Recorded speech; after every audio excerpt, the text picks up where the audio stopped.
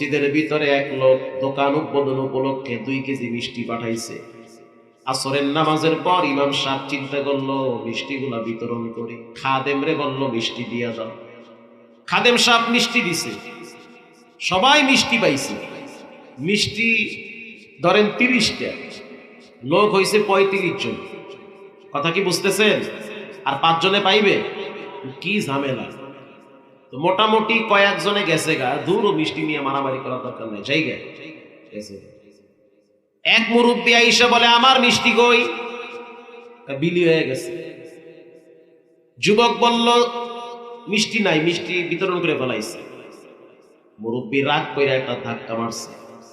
ধাক্কা যখন মারছে ও সিঁড়িতে পড়ে গেছে, ব্যথা পাইছে। যুবকের শরীরে তো আর শক্তি কম নাই। ও চিন্তা করলো যা আছে আমি একটা মাইরা দিই। ও হাত মুষ্টি কইরা ঠিক বুক বরাবর মারছে, এমন ভাবে মারছে এক ঘুষিতে জায়গায় ইন্দ্রনীল জায়গায় শেষ। সেই মামলা এখনো কেরানীগঞ্জে আছে। এলাকার নাম সহ বললাম, শিয়াইল, কেরানীগঞ্জ আটি বাজারের পাশে শিয়াইল গ্রাম।